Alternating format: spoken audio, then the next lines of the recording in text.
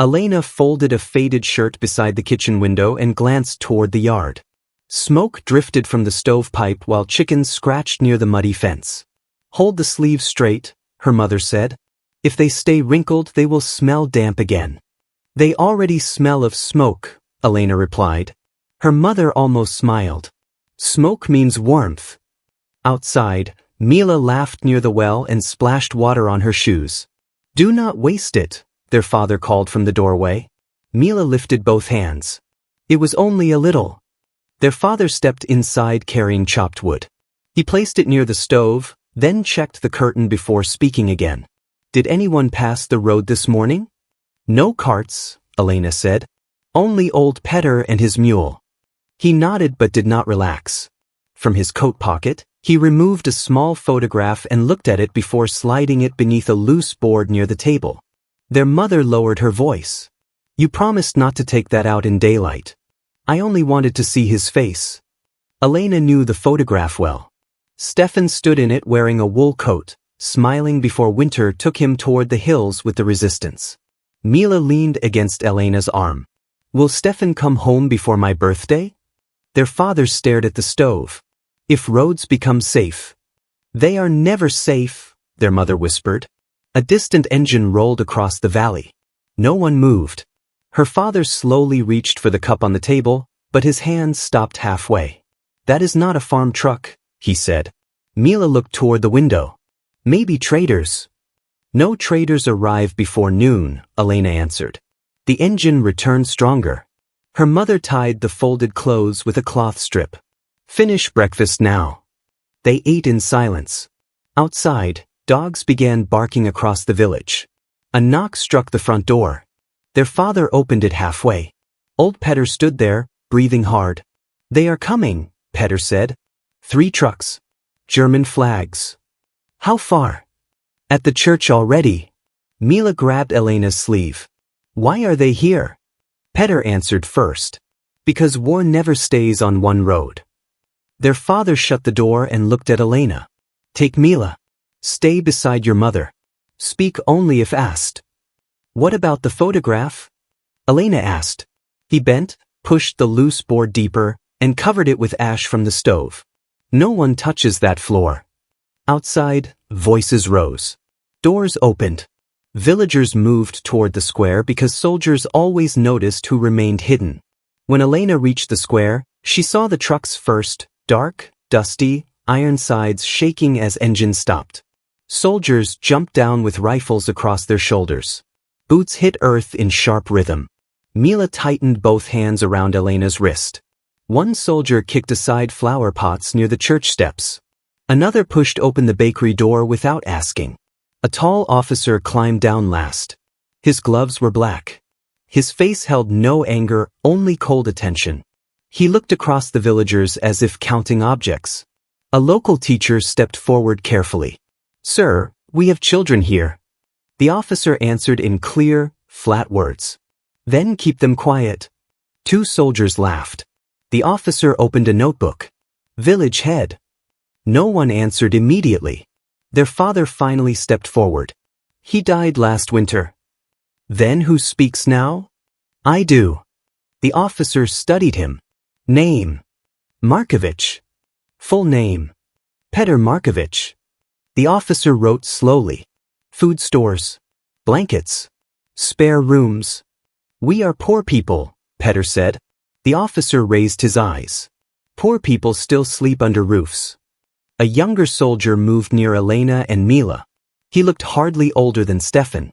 His gaze stopped on Elena for 1 second too long before shifting away. Mila whispered, "He keeps staring."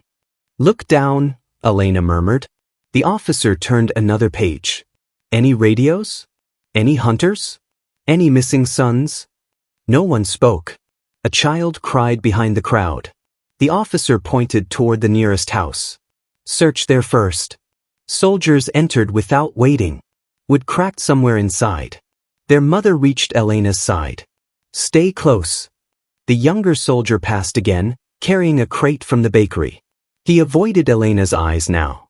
Then shouting came from the church garden where one soldier crushed prayer candles under his heel. An old woman protested. Leave those. He shoved her shoulder. Elena stepped forward instinctively, but her mother caught her wrist hard. Not now, her mother breathed. The officer heard the protest and did not turn. Instead, he spoke toward the crowd. Tonight, my men sleep here. Anyone hiding weapons will regret it. Their father answered carefully. There are no weapons here. The officer closed the notebook. Then tonight should remain peaceful. By sunset, uniforms filled the schoolyard and church steps. At home, oil lamps burned though no one prepared for sleep. Mila lay awake beside Elena. Will they leave tomorrow? She whispered. Elena listened to boots outside and distant laughter near the square.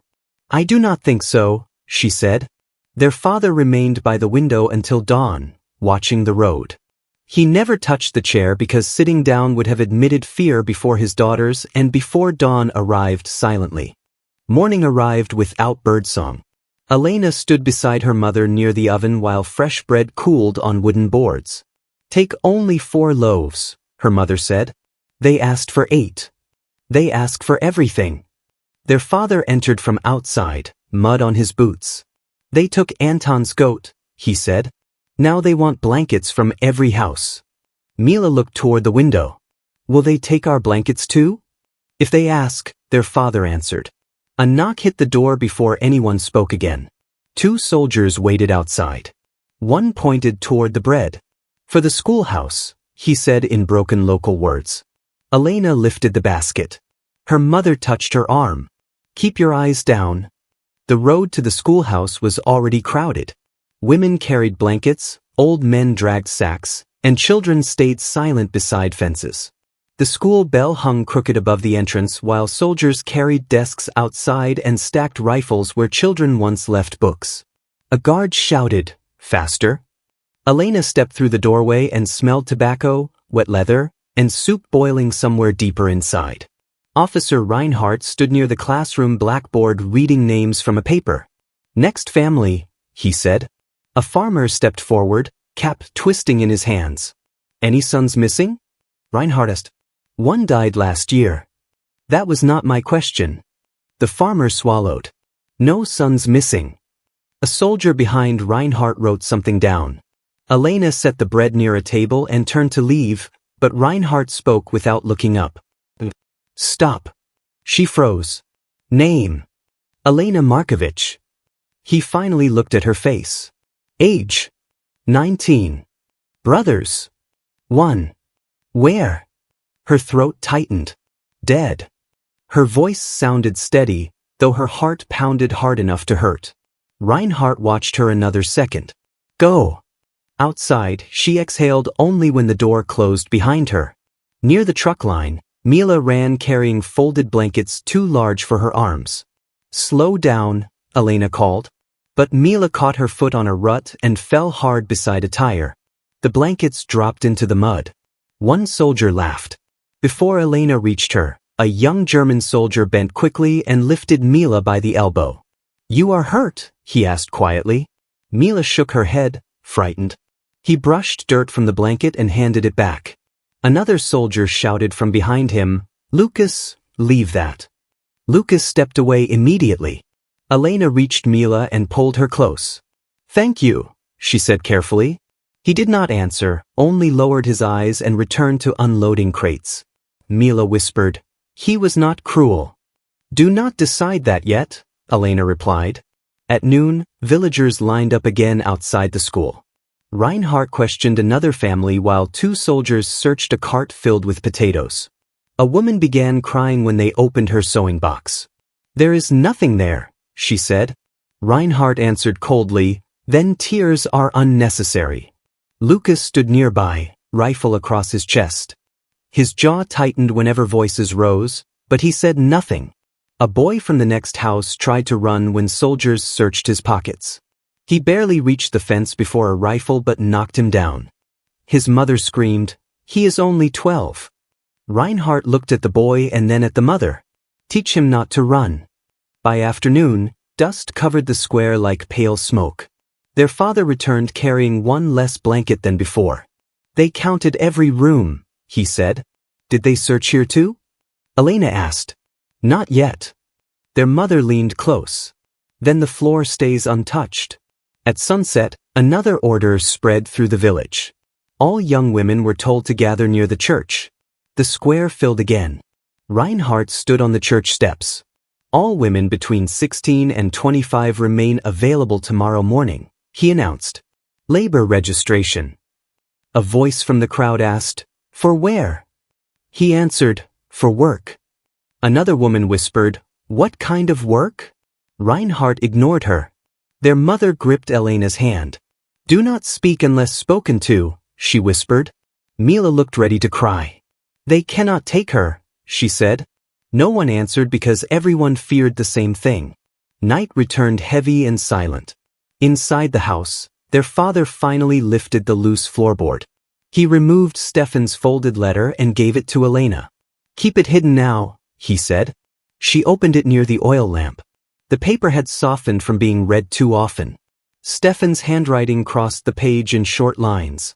"If fear comes, survive first. Brave words are useless if spoken too early." Mila watched her read. "What did he say?" "He said to wait." "For what?" Elena folded the paper again.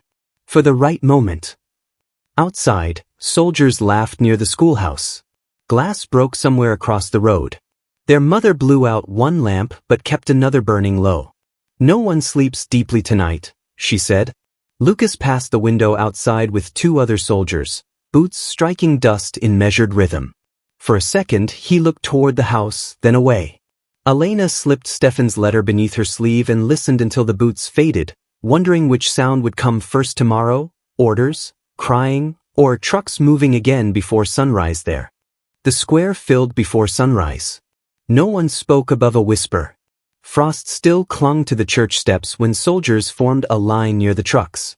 Elena stood between her mother and Mila, her fingers cold around the ribbon Mila had tied around her wrist. "Maybe they only count names," Mila whispered.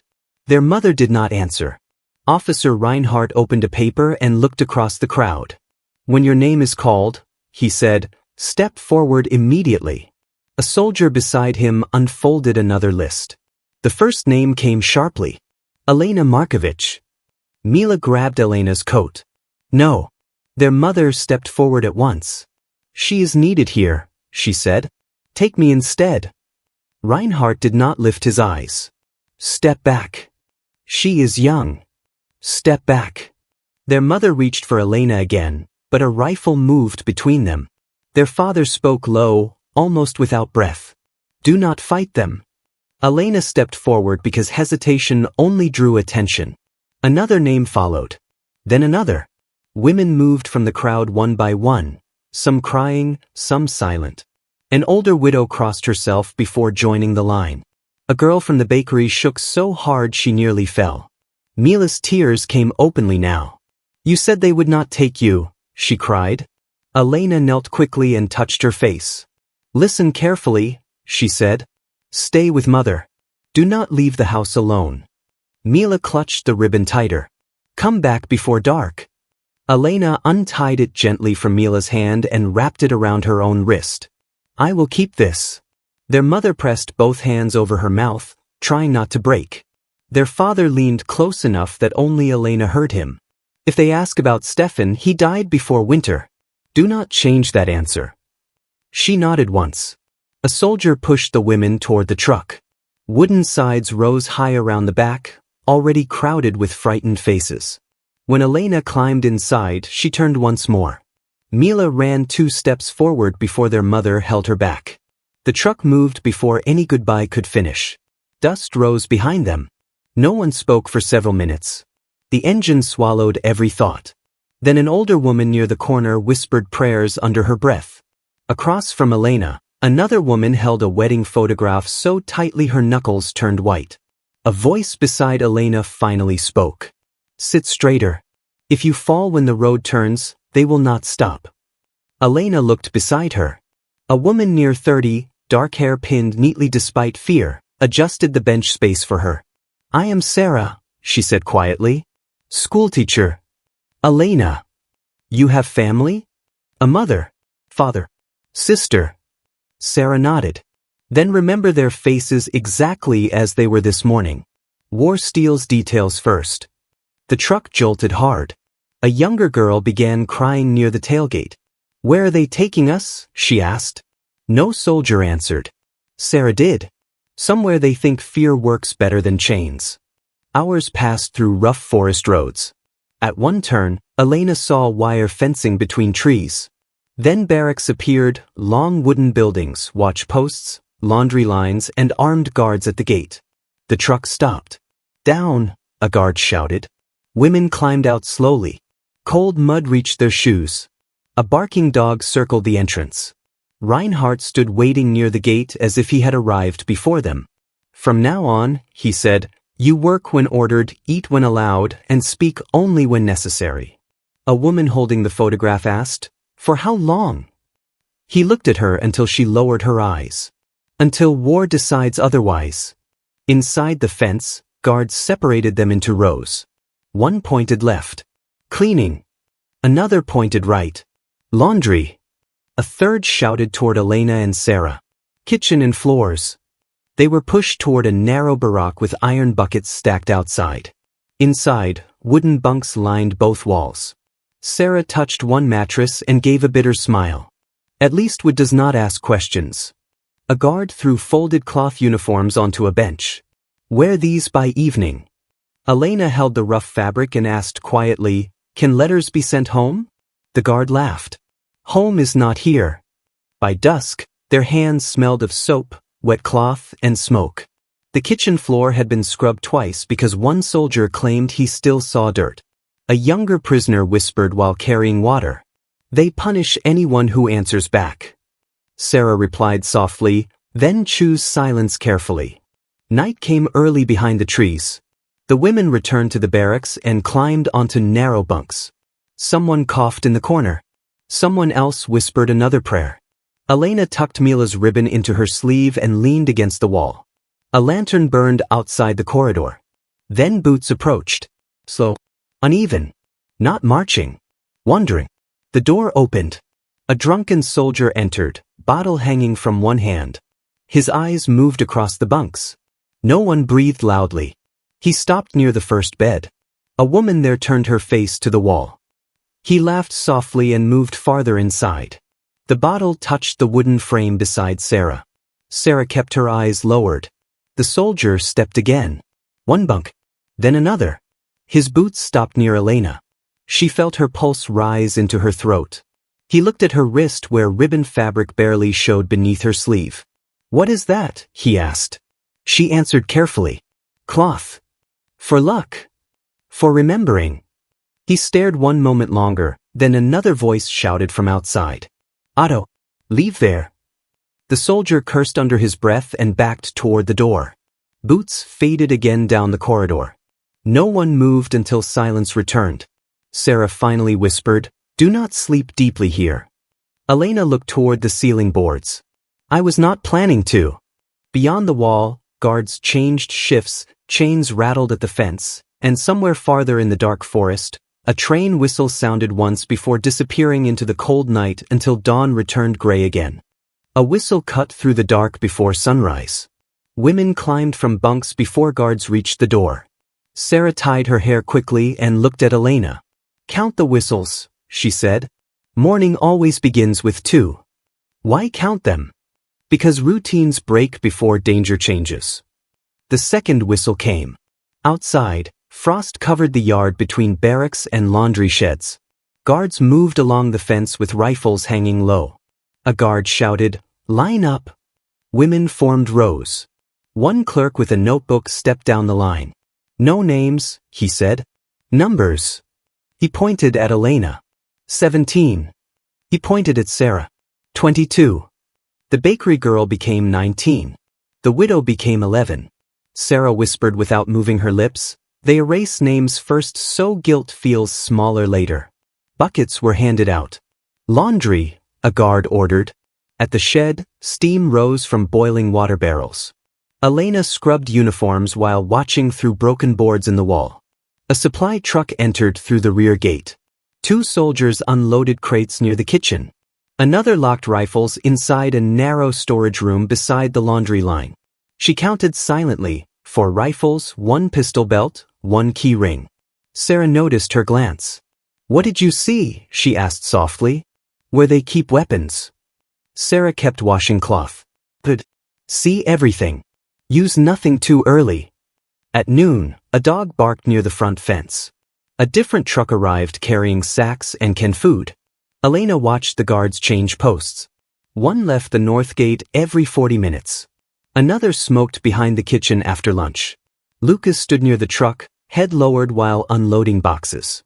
He looked thinner in daylight than she remembered from the village. A guard shouted at him, "Faster." He obeyed without answering. When the bell rang again, the women carried clean uniforms toward the officers' building. Officer Reinhardt entered the workyard just as they returned. His gloves were clean despite the mud. He walked slowly past each row until he stopped near Elena. "Oh," he said. She stood straight. "Come." Sarah's eyes followed her, warning and helpless at once. Inside the officers' building, warm air smelled of meat broth and tobacco. A long dining room waited behind the kitchen. Reinhardt spoke without turning. "You serve. You speak only if spoken to." A cook shoved plates into her hands. "Do not drop anything," he muttered. At the table, 4 officers removed gloves and maps. One looked openly at Elena. "New worker?" he asked Reinhardt. "For now," Reinhardt answered. Another officer smiled without warmth. "The camp improves." Elena placed bowls carefully and stepped back. At the far end, Lucas entered carrying bread trays. He nearly looked at her, then stopped himself. When an officer asked for more soup, Elena crossed the room again. She felt every stare. One officer tapped his spoon against the plate. "Where is she from?" Reinhardt answered before she could. "A village that now understands orders." Laughter rose briefly. When dinner ended, empty bowls returned to the kitchen. The cook turned away to stack pans. Near the doorway, Lucas placed a folded cloth beside a shelf and moved past without slowing. "Eat before night," he whispered. His voice barely reached her. Inside the cloth lay a piece of bread, larger than camp rations allowed. She stared at it. A second later the cook barked, "Move." She slipped the bread into her apron. Back outside, Sarah met her near the water barrels. "What happened inside?" "They watched." "That means they noticed you." Elena handed half the bread to Sarah. Sarah frowned. "Where did this come from?" "A soldier." "Then either kindness still survives, or danger has changed shape." Elena kept chewing slowly despite the warning. Hunger defeated caution. Night fell under low clouds. Women returned to bunks while wind pushed smoke across the yard. The barracks door stayed open longer than usual. A guard entered with another prisoner behind him, a woman Elena had seen refuse extra kitchen duty earlier. "Outside," he ordered. "I already worked 12 hours, the woman said. The guard struck her shoulder with the rifle stock. She stumbled but still spoke. "I cannot stand." Another guard grabbed her arm and dragged her into the corridor. The door shut. A scream came first. Then another, cut short by something heavy striking wood or flesh. No one inside the barracks moved. The widow covered her ears. The bakery girl cried into her blanket. Sarah sat beside Elena and spoke low enough for only her to hear. "This is why memory matters. Fear teaches them nothing if no one remembers." Outside, boots crossed the yard again. Then silence. That silence lasted longer than the screams. Elena stared at Mila's ribbon hidden inside her sleeve. Her hand tightened until her nails hurt her palm. "What if remembering changes nothing?" she whispered. Sarah answered without hesitation. "Then survival must." Later, lantern light crossed the cracks in the wall. A guard laughed near the fence. Another answered from the kitchen steps. Elena listened carefully and counted again. 1 guard at the north side, 1 near storage, 1 walking the center path. Fear still sat inside her chest, but now anger stood beside it, steadier than before. Before sleep finally came, she whispered toward the darkness, "They want silence because silence obeys." Sarah answered from the bunk above. "Then speak only when words can wound." Outside, the night whistle sounded once, and Elena counted the footsteps passing the laundry shed until dawn promised another day behind wooden walls again. Rain tapped softly against the kitchen roof before dawn. Elena stood beside the stove washing metal trays while steam rose around her face. Sarah entered carrying peeled potatoes. "You counted the guards again?" she asked. "3 before sunrise. For after the truck arrived. But counting keeps fear from becoming useless." A cook slammed a pot onto the table. "Less talking," he muttered. By noon the rain stopped, leaving mud between the barracks and officers' hall. Women crossed the yard carrying dishes while soldiers smoked under the eaves. Marta, a narrow-faced prisoner Elena had seen only twice before, whispered as they passed. "Keep your head low tonight. Reinhardt drinks when reports arrive." "What reports?" Elena asked. "Transport lists." Before Elena could ask more, a guard separated them. Dinner began later than usual. Officers entered with wet boots and folded maps. Reinhardt removed his gloves and sat at the center table. "Soup first," the cook ordered. Elena carried the tray carefully, setting bowls one by one. A spoon slipped when an officer moved his elbow suddenly. Metal struck the floor beside Reinhardt's chair. She bent immediately. As she reached down, a photograph slid partly from Reinhardt's coat pocket. A woman stood in the picture holding a small child near a fence, both facing sunlight. For one breath, the officer's face changed. Not softer, but distant, as if another place had entered the room. Then he saw Elena looking. He took the photograph sharply and returned it to his pocket. "Stand up," he said. She rose. "Did you drop that on purpose?" "No." His eyes stayed fixed on her. "Hands shaking?" "No." One officer at the far end laughed lightly. "Perhaps she fears uniforms." Reinhardt answered without turning. "Fear is useful when honest." Elena stepped back and finished serving bread. Lucas entered carrying another tray. He noticed the tension but kept silent. When dinner ended, the cook dismissed the others. "You stay," Reinhardt said. The room emptied slowly until only boots remained near the door. He stood beside the window, gloves back on. "How many brothers?" he asked. "1. Alive." She remembered her father's warning and answered at once. "No." "Where buried?" "Near the river before winter." He studied her face carefully. Many villages bury men who later appear in forests. She kept her breathing steady. He never reached any forest. Reinhardt stepped closer. "You do not tremble when you lie." "I am not lying."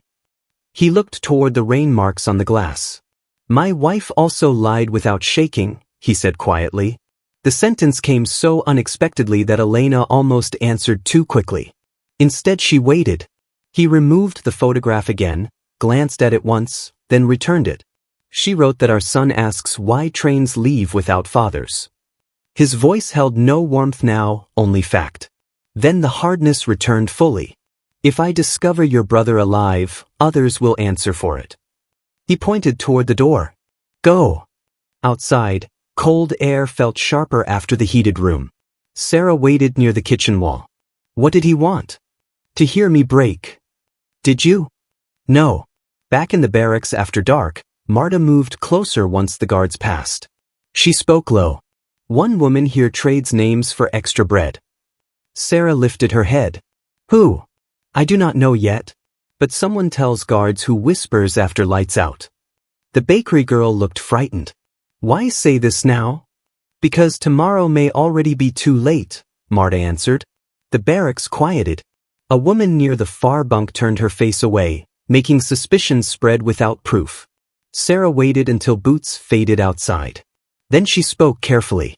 "Years before this camp, bread deliveries crossed village roads." Marta frowned.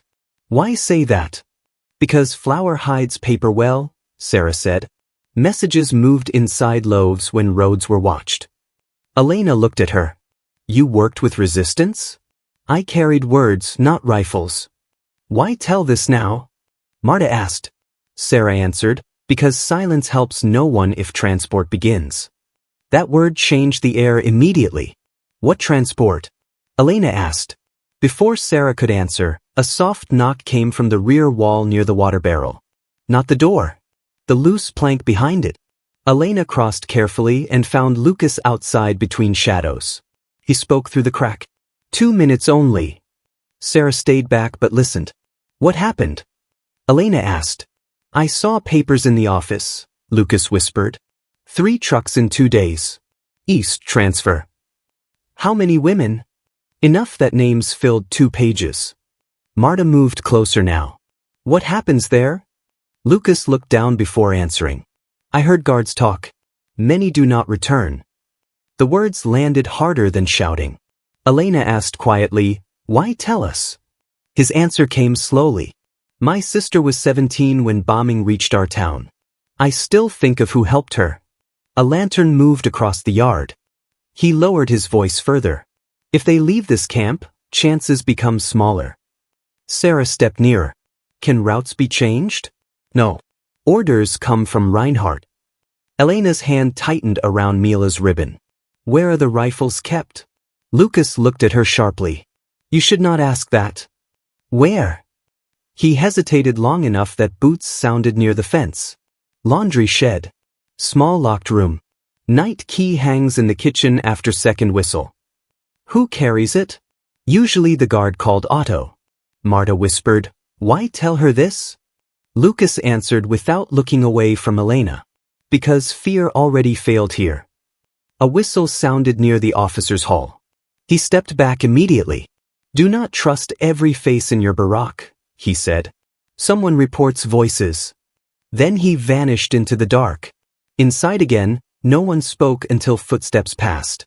Finally Sarah sat beside Elena. You asked for rifles too quickly. Transport comes too quickly, Elena replied. Marta looked toward the sleeping Rose. Then tomorrow we learn who listens for guards. Rain began again, tapping harder on the roof while the barracks held its breath. Elena lay awake, hearing Reinhardt's voice, seeing the photograph in his pocket, and understanding that even men who carried family pictures could still build cages without mercy before morning came again. Thunder rolled above the camp before dawn. Rain struck the barracks roof in heavy bursts while women stood near the wall waiting for the first whistle. Sarah pressed one eye to a crack in the wood. North Guard changed early, she whispered. Elena moved beside her. 2 men. One at the fence. One near storage. Marta sat on the lower bunk, hands clasped tightly.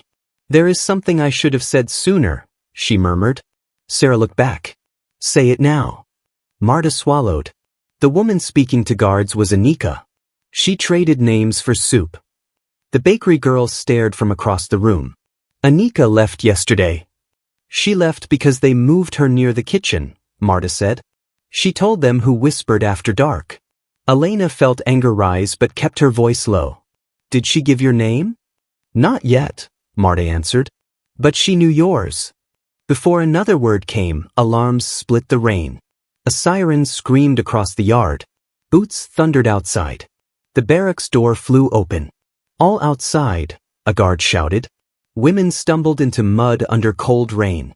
Guards formed a circle near the fence. 2 prisoners knelt there, soaked and shaking, wrists tied. One had blood running from her forehead. The other kept whispering, we almost reached the trees. Marta breathed. They tried before sunrise.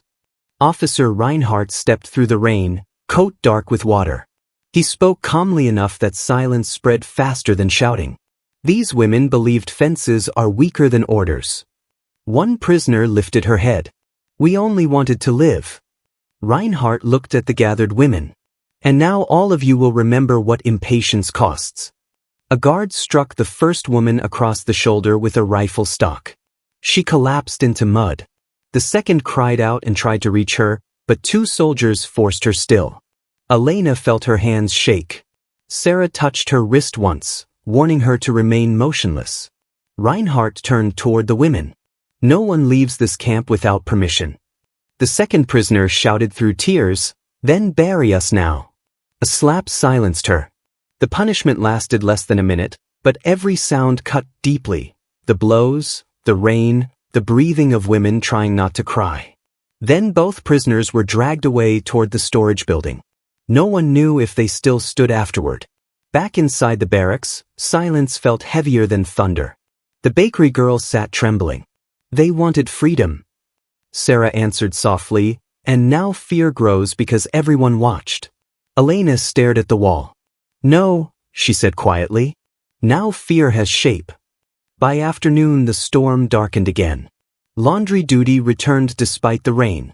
Women carried wet cloth between sheds while guards hurried under awnings. At second whistle, Elena moved towards stacked buckets beside the laundry room. Lucas waited there, half hidden by crates. He did not greet her. Instead he bent, lifted a rag bundle, and placed it beside a mop handle. Inside lay a pistol. Empty. One chance, he said quietly. She stared at it. No bullets. One magazine under the soap shelf. Why now? Because transport leaves tomorrow at dawn. Thunder covered his next breath. After tonight, I cannot help again. She looked at him carefully. You understand what happens if they find this. He gave a tired smile without warmth. They already suspect kindness is treason. Boots crossed nearby. He stepped back into shadow. Hide it before anyone enters. Then he disappeared through the rain. Elena reached under the shelf and found the magazine wrapped in cloth exactly where he said. Her fingers shook while sliding both pieces beneath folded aprons. That evening the barracks door closed later than usual. Sarah waited until the last footsteps faded. Then Elena showed her the pistol under the blanket. Sarah inhaled sharply. You truly asked war to answer. Elena inserted the magazine slowly. If we stay, they choose our ending. Marta leaned closer, eyes wide. You know how to use that? No. Then why hold it? Because empty hands obey too easily. Sarah took the pistol briefly, checking its weight. My father taught village boys before the first occupation, she said. Safety first. Trigger only when needed. You know rifles too? Marta asked. Enough to survive one mistake. Wind pushed rain through cracks in the wall. From another bunk, the widow whispered, If someone hears. They will not, Sarah said firmly. Elena wrapped the pistol again. We do nothing until night deepens. Marta whispered, and then. Elena looked toward the corridor where the punished women had disappeared hours earlier. Then we stop waiting for lists. Outside, guards shouted near the trucks. A dog barked twice and fell silent. Sarah sat beside her. This changes everything. It changes only who decides first, Elena answered. The storm thickened until even lantern light outside became blurred. For the first time since arriving, Elena felt fear move differently inside her. Not smaller, not gone, but sharpened into something steadier, harder, almost useful. When the final whistle sounded, she counted footsteps again, then counted breaths between them, already imagining the laundry shed door, the key, and the fence beyond darkness before dawn returned. The storm ended before midnight, leaving wet earth and heavy silence across the camp. Inside the kitchen, Elena carried ration buckets while Sarah stacked empty bowls. The cook yawned near the stove. Faster, he muttered. Night does not shorten because prisoners move slowly. Sarah glanced once toward Elena. That glance meant the count had begun. One guard smoked outside the rear wall. Another crossed the center yard every 40 breaths. Marta waited in the barracks with 3 women already warned to stay awake. The cook turned toward a shelf. Elena loosened her grip on the iron handle beside the stove. Sarah whispered, Now or never becomes the same thing tonight. The cook bent for a ladle. Elena shoved hard. The stove crashed sideways. Burning coals spilled across dry wood stacked near the wall. For 1 second nothing happened. Then flame climbed upward like it had waited all winter. The cook shouted, Fire! Sarah kicked another bucket into the coals, spreading sparks wider. A plate shattered. Outside, boots pounded instantly. A guard yelled, Water! Water! Smoke rolled low across the ceiling. Elena ran through the rear door before anyone could grab her. The yard exploded with confusion. Women shouted from the barracks. Dogs barked. Lantern lights swung wildly through smoke. Sarah reached the barracks door first and shouted, Rear fence! Move now! Marta dragged the bakery girl behind her. 2 older prisoners followed, coughing hard. Elena sprinted toward the laundry shed. The pistol felt heavy beneath her apron, but she aimed first for the rifles. A soldier appeared from the smoke before she reached the shed. He grabbed her sleeve. "Stop!" His grip tightened. She seized the shovel leaning beside the wall and swung without thinking. Metal struck his shoulder and jaw together. He fell sideways with a cry. The shovel slipped from her hands. Inside the shed, darkness and smoke mixed together. She found the storage room door half open. Someone had forgotten the key in panic. 4 rifles stood against the wall. Her hands shook so badly she nearly dropped the first one. Behind her, gunfire cracked. 1 shot. Then another. Women screamed near the fence. She grabbed a rifle and turned back outside. Smoke covered half the yard now. The kitchen roof snapped loudly as fire climbed higher. Sarah appeared near the rear fence, pulling wire apart where rain had loosened a post. "Faster!" Sarah shouted. Marta pushed the bakery girl through first. A guard saw them and raised his rifle. Elena lifted hers without aiming well. The shot exploded harder than expected. The bullet struck dirt near the guard's boots, but he ducked long enough for Sarah to shove another woman through the gap.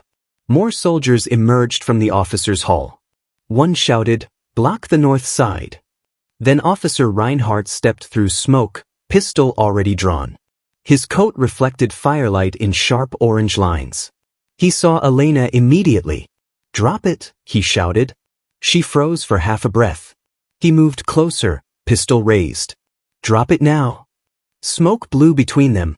Behind Elena, another woman cried out near the fence. Reinhardt's voice cut through the chaos. "You cannot leave here alive." His face looked harder than ever, yet she remembered the photograph still hidden in his pocket. He stepped closer again. "Put it down." Instead, she fired. The recoil slammed into her shoulder. The bullet struck Reinhardt high near the shoulder and turned him sideways into stacked crates beside the kitchen wall. His pistol fell into mud. For a moment even the shouting changed. A nearby soldier yelled, "Her officer!" Flames caught the crates behind Reinhardt. He tried to rise, one hand pressed against blood spreading through his coat. A second soldier aimed toward Elena. Before he fired, another rifle cracked from the side gate. The soldier dropped. Lucas stood there, gate chain already hanging loose. His uniform was soaked with mud, face pale in firelight. "Now," he shouted. The side gate opened wider. A siren began somewhere near the office building. Sarah reached Elena first. "Move!" Marta stumbled near the fence gap, nearly falling. Elena dropped the rifle long enough to grab her wrist. "Run!" The bakery girl crawled through wet grass beyond the wire. Behind them, soldiers shouted conflicting orders. "Protect the trucks." "Stop them." "Get water." Smoke thickened so quickly that half the yard vanished. A burning beam crashed from the kitchen roof. Lucas waved once toward the trees. "Forest path. Left side." A bullet struck the gate post near him. He turned and fired back. Elena wanted to call him, but Sarah pushed her forward. "No names now." They crossed mud, then roots, then darkness between trees. Branches hit their faces. The older widow collapsed once, then rose again when Marta pulled her. Behind them the camp glowed orange through the trunks. Gunshots followed, fewer now, farther apart. The bakery girl sobbed while running. "I cannot breathe." "You can," Sarah said sharply. "Keep breathing until dawn." Another shot echoed behind them. Then shouting faded. At a fallen log, Marta stumbled hard and nearly fell. Elena caught her. "My ankle," Marta gasped. "Can you stand?" "Yes." "If moving means not returning." They pushed deeper into the forest until camp light became only distant fire between branches. Finally Sarah raised one hand. "Stop. Listen." All 5 women stood shaking, breath sharp in the cold dark. Only wind answered now. The widow whispered, "Did we leave anyone behind?" No one answered because no one knew. Marta leaned against a tree. "You shot him." Elena looked back toward the faint orange sky. "I did not think. I only fired." Sarah studied her face. That is what survival becomes when thinking arrives too late. The bakery girl looked toward the camp again. What about the soldier at the gate? Elena heard Lucas's voice still. No. He chose, she said quietly. Far behind them, another explosion rose from the camp, brighter than before. The fire had reached something larger. Sarah adjusted her torn coat. Then we keep moving before dawn finds tracks. Elena tightened Mila's ribbon around her wrist and helped Marta forward again, each step carrying smoke, fear, and the first fragile shape of freedom through the trees until night thinned. Dawn arrived slowly through wet branches. The women had walked until night lost its darkness and turned gray between the trees. Marta stumbled first. Her knee struck a root, and she fell hard into mud. I cannot feel my foot, she said through clenched teeth. Elena dropped beside her. Can you stand? Only if the ground forgives me. Sarah knelt and lifted Marta's trouser leg. Blood had dried near the ankle where wire had torn skin during the fence escape. It is not broken, Sarah said. But she cannot run fast. The bakery girl leaned against a tree, pale and shaking. How far did we come? Far enough that shouting stopped, Sarah answered. Not far enough that trucks will fail. The widow crossed herself and looked toward the fading smoke behind them. Only 5, she whispered. No one answered because counting the missing hurt more than naming them. A low engine drifted from somewhere beyond the trees. Elena stood immediately and raised the rifle she had carried all night. Road, she said. They moved uphill until brush thickened near an abandoned farmhouse half hidden by vines and collapsed fencing. The roof sagged badly, but one wall still stood. Inside? Marta asked. No, Sarah said. Broken walls trap sound. They crouched behind the stone well instead. The engine grew louder. A truck passed beyond the lower road, unseen except for the sound of gears and voices in German. The bakery girl covered her mouth. Elena listened until the engine faded. Then she reached inside her coat and touched Stefan's folded letter, still dry beneath the fabric. Sarah noticed. You kept it through fire. I kept it through everything. What does it say? Elena unfolded the paper once more. The edges were worn thin. If fear comes, survive first. Sarah gave a tired nod. Then he understood war before most men did. A branch cracked nearby. All 5 women froze. The widow whispered, Did they follow? Elena raised the rifle toward the trees. 3 figures stepped from the brush wearing dark coats, rifles aimed carefully. One spoke first. Lower that before someone regrets speed. Sarah answered sharply, We are prisoners, not soldiers. The tallest man looked at Elena. Names. No one answered at once. His rifle remained steady. Names, he repeated.